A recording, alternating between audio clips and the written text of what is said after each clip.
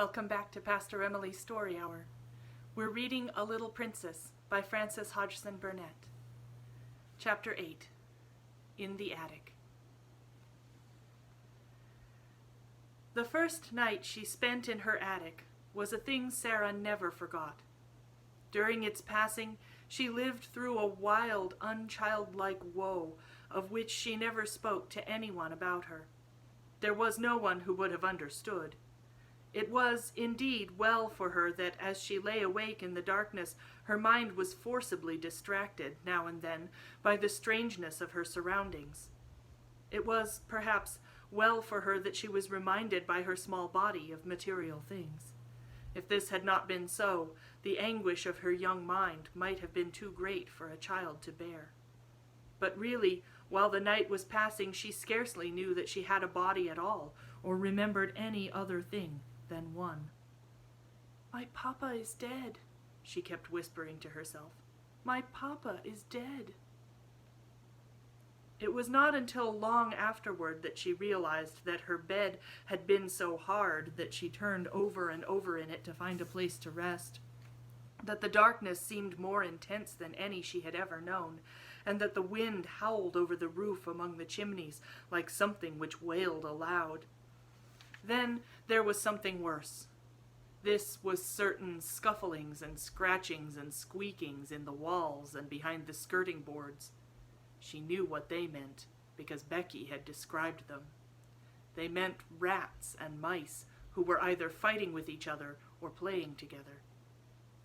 Once or twice she even heard sharp-toed feet scurrying across the floor, and she remembered in those after days, when she recalled things, that when first she heard them she started up in bed and sat trembling, and when she lay down again she covered her head with the bedclothes.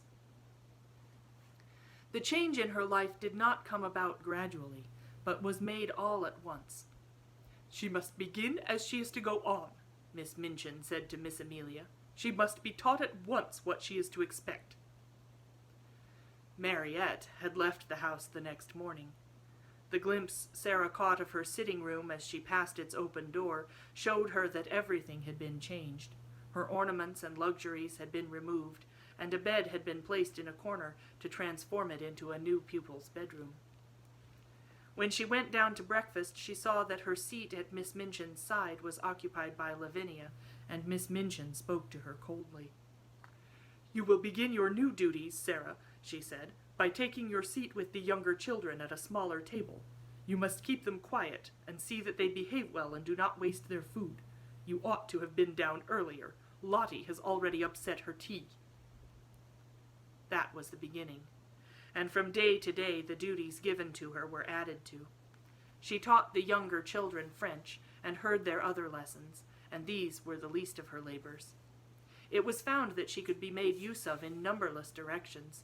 She could be sent on errands at any time and in all weathers. She could be told to do things other people neglected.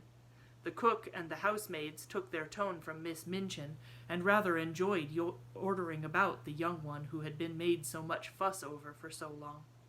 They were not servants of the best class, and had neither good manners nor good tempers, and it was frequently convenient to have at hand someone on whom blame could be laid. During the first month or so, Sarah thought that her willingness to do things as well as she could, and her silence under reproof, might soften those who drove her so hard. In her proud little heart she wanted them to see that she was trying to earn her living, and not accepting charity. But the time came when she saw that no one was softened at all, and the more willing she was to do as she was told, the more domineering and exacting careless housemaids became, and the more ready a scolding cook was to blame her. If she had been older, Miss Minchin would have given her the bigger girls to teach and saved money by dismissing an instructress. But while she remained and looked like a child, she could be made more useful as a sort of little superior errand girl and maid of all work. An ordinary errand boy would not have been so clever and reliable. Sarah could be trusted with difficult commissions and complicated messages. She could even go and pay bills, and she combined with this the ability to dust a room well and to set things in order. Her own lessons became a thing of the past. She was taught nothing, and only after long and busy days spent in running here and there at everybody's orders was she grudgingly allowed to go into the deserted schoolroom with a pile of old books and study alone at night. "If I do not remind myself of the things I have learned, perhaps I may forget them," she said to herself. "I am almost a scullery maid, and if I am a scullery maid who knows nothing, I shall be like poor Becky. I wonder if I could quite forget and begin to drop my H's and not remember that Henry VIII had 6 wives." One of the most curious things in her new existence was her changed position among the pupils. Instead of being a sort of small royal personage among them, she no longer seemed to be one of their number at all. She was kept so constantly at work that she scarcely ever had an opportunity of speaking to any of them, and she could not avoid seeing that Miss Minchin preferred that she should live a life apart from that of the occupants of the schoolroom. "I will not have her forming intimacies and talking to the other children," that lady said. "Girls like a grievance, and if she begins to tell romantic stories about herself, she will become an ill-used heroine, and parents will be given a wrong impression. It is better that she should live a separate life, one suited to her circumstances. I am giving her a home, and that is more than she has any right to expect from me." Sarah did not expect much, and was far too proud to try to continue to be intimate with girls who evidently felt rather awkward and uncertain about her. The fact was that Miss Minchin's pupils were a set of dull, matter-of-fact young people. They were accustomed to being rich and comfortable, and as Sarah's frocks grew shorter and shabbier and queerer looking, and it became an established fact that she wore shoes with holes in them, and was sent out to buy groceries and carry them through the streets in a basket on her arm when the cook wanted them in a hurry, they felt rather as if, when they spoke to her, they were addressing an underservant. "To think that she was the girl with the diamond mines," Lavinia commented. "She does look an object, and she's queerer than ever. I never liked her much, but I can't bear that way she has now of looking at people without speaking, just as if she was finding them out." "I am," Sarah said promptly when she heard of this. "That's what I look at some people for.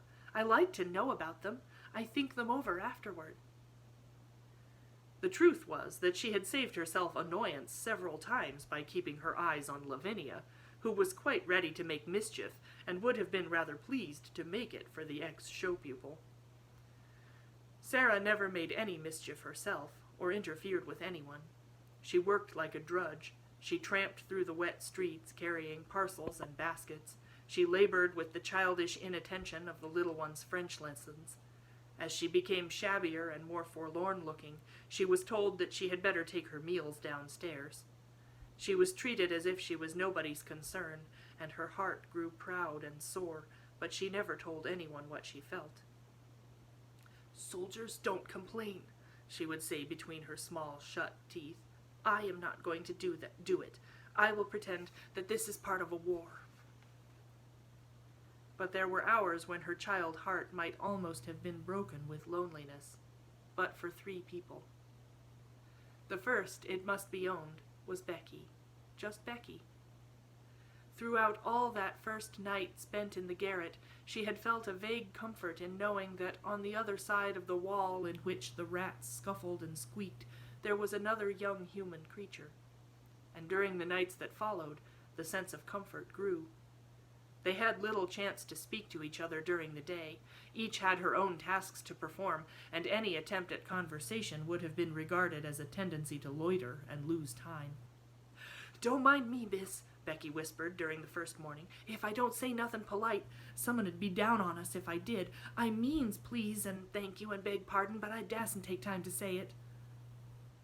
But before daybreak, she used to slip into Sarah's attic and button her dress and give her such help as she required before she went downstairs to light the kitchen fire. And when night came, Sarah always heard the humble knock at her door, which meant that her handmaid was ready to help her again if she was needed. During the first weeks of her grief, Sarah felt as if she were too stupefied to talk, so it happened that some time passed before they saw each other much or exchanged visits. Becky's heart told her that it was best that people in trouble should be left alone.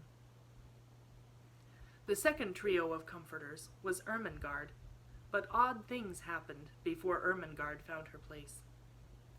When Sarah's mind seemed to awaken again to the life about her, she realized that she had forgotten that an Ermengarde lived in the world.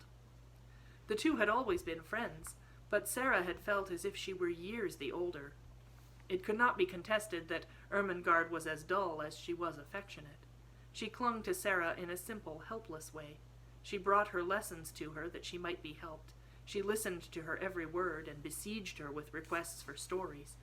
But she had nothing interesting to say herself, and she loathed books of every description. She was, in fact, not a person one would remember when one was caught in the storm of a great trouble. And Sarah forgot her. It had been all the easier to forget her because she had suddenly been called home for a few weeks. When she came back, she did not see Sarah for a day or two, and when she met her for the first time, she encountered her coming down a corridor with her arms full of garments which were to be taken downstairs to be mended. Sarah herself had already been taught to mend them. She looked pale and unlike herself, and she was attired in the queer, outgrown frock whose shortness showed so much thin leg. Ermengarde was too slow a girl to be equal to such a situation. She could not think of anything to say. She knew what had happened, but somehow she had never imagined Sarah could look like this, so odd and poor and almost like a servant. It made her quite miserable, and she could do nothing but break into a short, hysterical laugh and exclaim aimlessly and as if without any meaning, "Oh, Sarah, is that you?" "Yes," answered Sarah, and suddenly a strange thought passed through her mind and made her face flush. She held the pile of garments in her arms, and her chin rested on top of it to keep it steady. Something in the look of her straight-gazing eyes made Ermengarde lose her wits still more. She felt as if Sarah had changed into a new kind of girl, and she had never known her before. Perhaps it was because she had suddenly grown poor, and had to mend things and work like Becky. "Oh," she stammered, How are you?" "I don't know," Sarah replied. "How are you?" I'm quite well," said Ermengarde, overwhelmed with shyness. Then, spasmodically, she thought of something which seemed more intimate to say. Are you very unhappy?" she said in a rush. Then Sarah was guilty of an injustice. Just at that moment her torn heart swelled within her, and she felt that if anyone was as stupid as that, one had better get away from her. "What do you think?" she said. "Do you think I am very happy?" And she marched past her without another word. In course of time she realized that if her wretchedness had not made her forget things, she would have known that poor dull Ermengarde was not to be blamed for her unready, awkward ways. She was always awkward, and the more she felt, the more stupid she was given to acting. But the sudden thought which had flashed upon her had made her oversensitive. She is like the others, she had thought. She does not really want to talk to me. She knows no one does. So for several weeks, a barrier stood between them. When they met by chance, Sarah looked the other way, and Ermengarde felt too stiff and embarrassed to speak. Sometimes they nodded to each other in passing, but there were times when they did not even exchange a greeting. If she would rather not talk to me, Sarah thought, I will keep out of her way. Miss Minchin makes that easy enough. Miss Minchin made it so easy that at last they scarcely saw each other at all. At that time, it was noticed that Ermengarde was more stupid than ever, and that she looked listless and unhappy. She used to sit in the window seat, huddled in a heap, and stare out of the window without speaking. Once, Jessie, who was passing, stopped to look at her curiously. "What are you crying for, Ermengarde?" she asked. "I am not crying," answered Ermengarde in a muffled, unsteady voice. "You are," said Jessie. "A great big tear just rolled down the bridge of your nose and dropped off at the end of it, and there goes another." "Well," said Ermengarde, "I'm miserable, and no one need interfere." And she turned her plump back and took out her handkerchief and boldly hid her face in it. That night, when Sarah went to her attic, she was later than usual. She had been kept at work until after the hour at which the pupils went to bed, and after that she had gone to her lessons in the lonely schoolroom. When she reached the top of the stairs, she was surprised to see a glimmer of light coming from under the attic door. "Nobody goes there but myself," she thought quickly, "but someone has lighted a candle."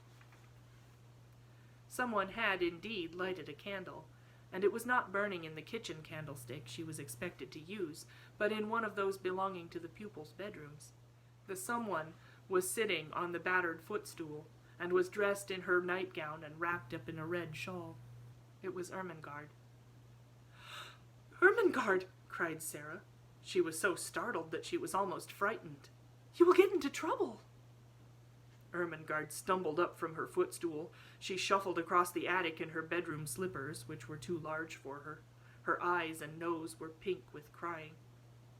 "I know I shall, if I'm found out," she said, "but I don't care. I don't care a bit. Oh, Sarah, please tell me. What is the matter? Why don't you like me any more?" Something in her voice made the familiar lump rise in Sarah's throat.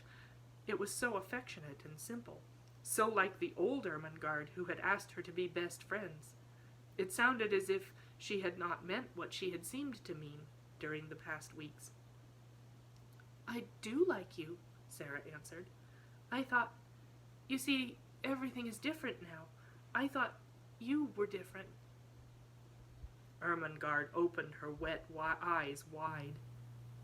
"Why, it was you who were different," she cried. "You didn't want to talk to me. I didn't know what to do. It was you who were different after I came back." Sarah thought for a moment. She saw that she had made a mistake. "I am different," she explained, "though not in the way you think. Miss Minchin does not want me to talk to the girls, and most of them don't want to talk to me. I thought perhaps you didn't, so I tried to keep out of your way." "Oh, Sarah!" Ermengarde almost wailed in her reproachful dismay, and then after one more look they rushed into each other's arms. It must be confessed that Sarah's small black head lay for some minutes on the shoulder covered by the red shawl. When Ermengarde had seemed to desert her, she had felt horribly lonely. Afterward they sat down upon the floor together, Sarah clasping her knees with her arms, and Ermengarde rolled up in her shawl. Ermengarde looked at the odd, big-eyed little face adoringly. "I couldn't bear it any more," she said. "I dare say you could live without me, Sarah, but I couldn't live without you. I was nearly dead. So tonight, when I was crying under the bedclothes, I thought all at once of creeping up here and just begging you to let us be friends again." "You are nicer than I am," said Sarah. "I was too proud to try to make friends.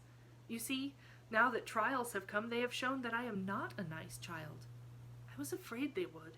Perhaps," wrinkling her forehead wisely, "that is what they were sent for." "I don't see any good in them," said Ermengarde stoutly. "Neither do I, to speak the truth," admitted Sarah frankly.